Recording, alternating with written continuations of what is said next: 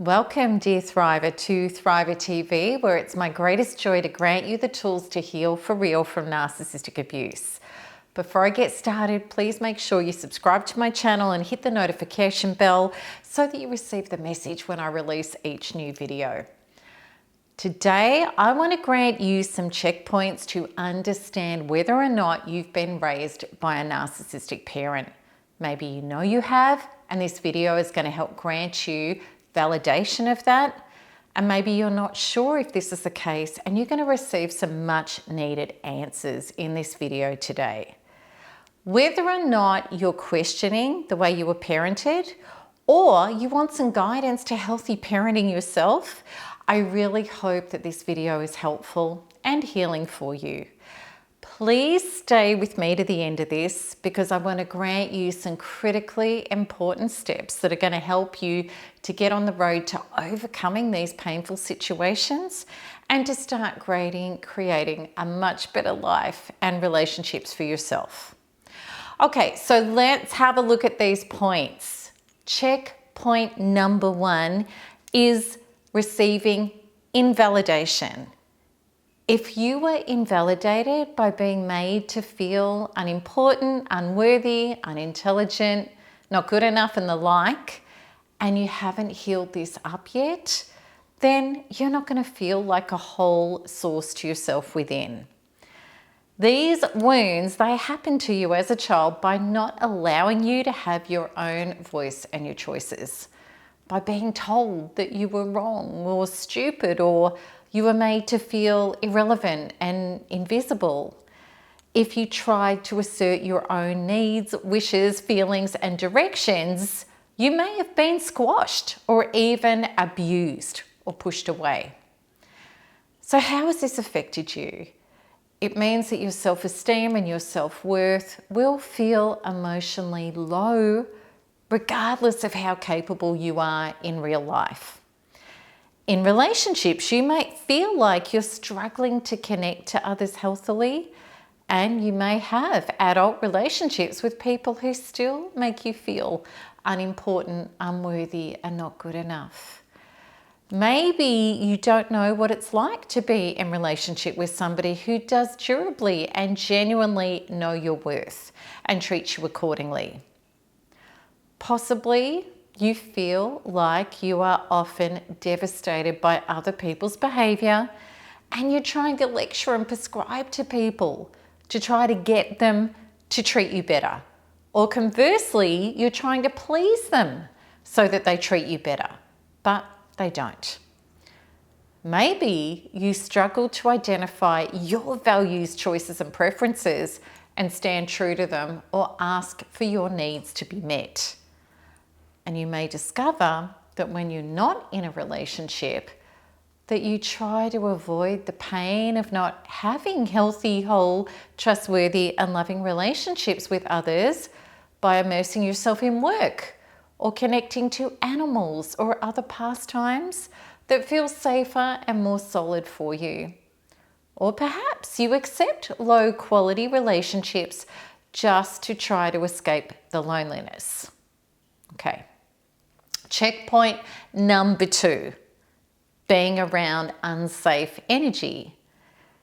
If you had an unstable parent who was hot one moment and cold the next, angry and then nice, or irrational and then normal, then you didn't know what safety and consistency was. And it could have been very hard for you to know how and who you needed to be in relation to the treatment, attention, and even punishments that you received. In relationships, rather than to be able to anchor into your own worth and your values and your needs healthily and lay appropriate boundaries, you won't be in contact with yourself, but rather you're going to be trying to read the room. You're going to be trying to feel what's going on with other people rather than yourself, in order to present yourself in a way trying to be safe around others, rather than powerfully being free to be yourself, regardless of what others are being and doing. And what this means is you're outside of yourself. And it means other people can't see you because you're twisting yourself into a particular shape in order to try to please them or be loved by them or avoid their rejection or their abuse.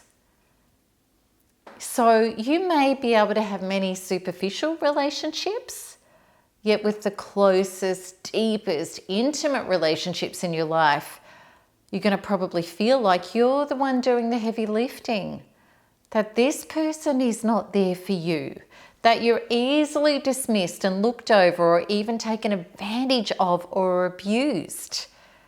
And you may be much more comfortable with giving your energy rather than receiving, because this feels safer and easier to control for you.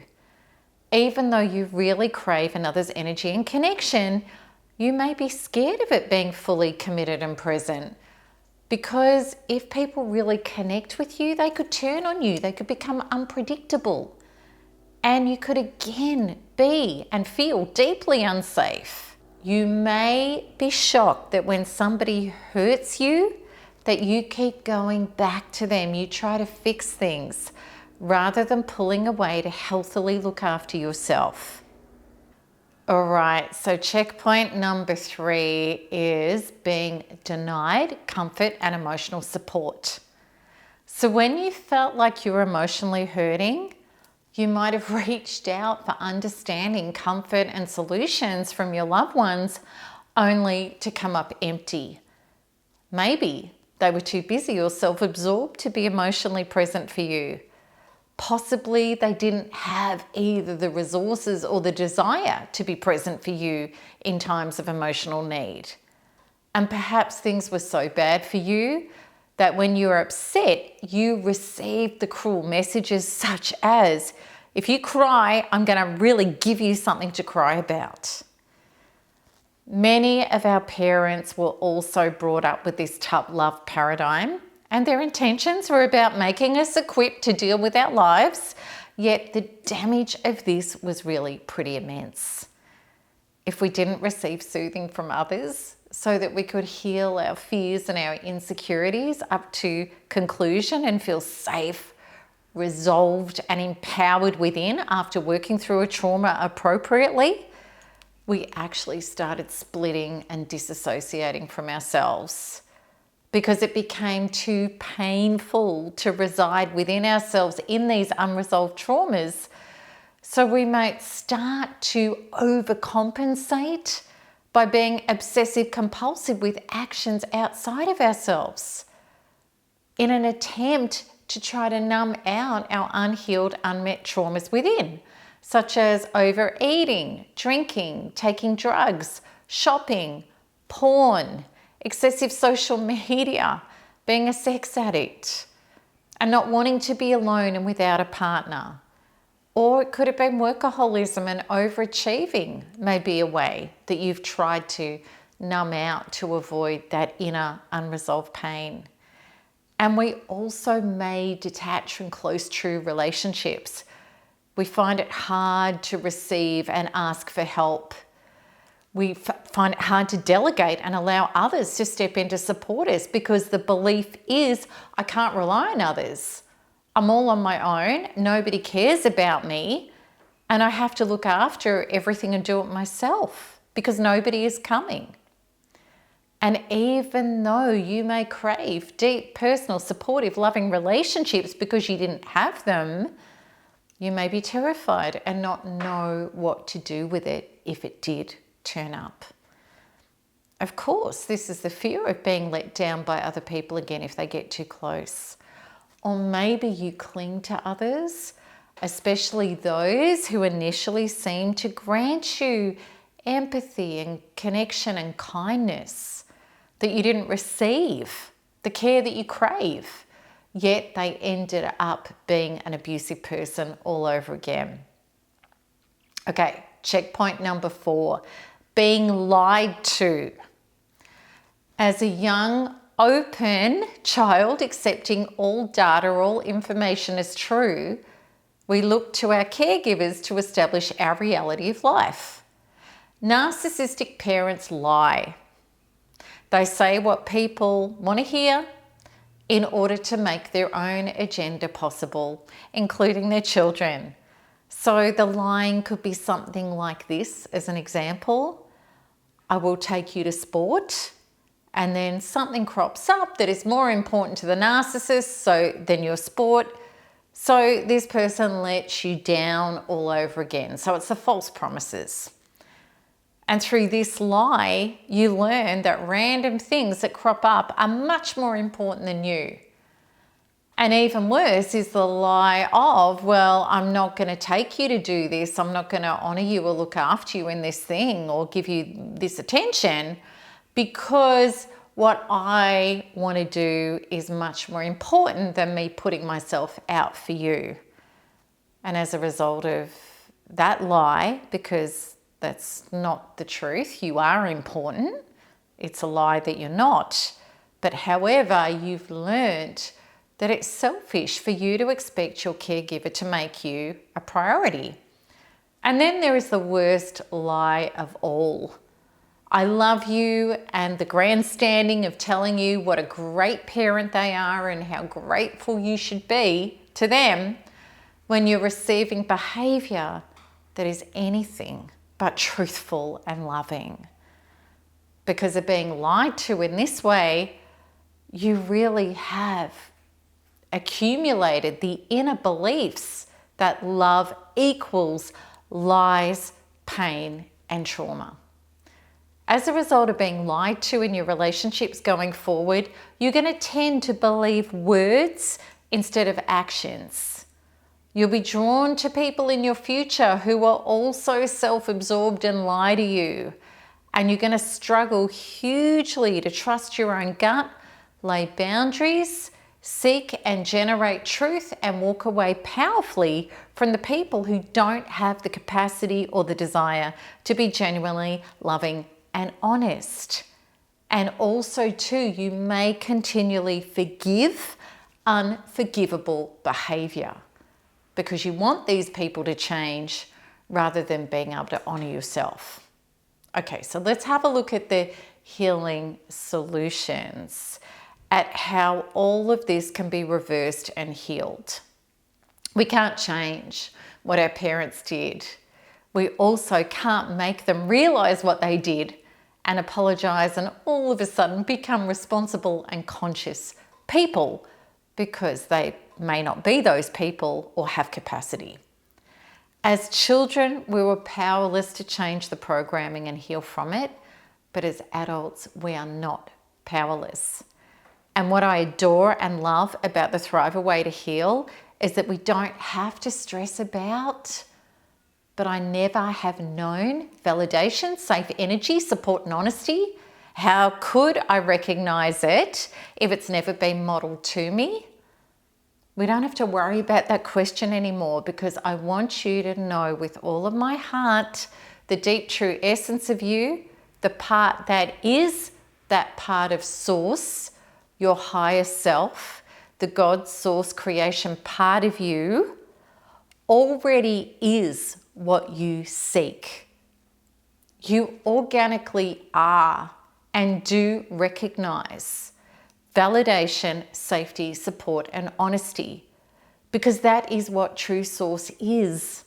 And it is what your super conscious already is, your highest self, whatever that understanding is to you. The issues have been that we've been deprogrammed from our true essence as a result of being traumatized by others who were also infiltrated and hurt by others who were also disconnected from their true essence. The real truth is that you don't need to learn how to be, recognize, and generate healthy, solid, whole relationships. This is who you already are in your relationship with true source, God, life force, creation.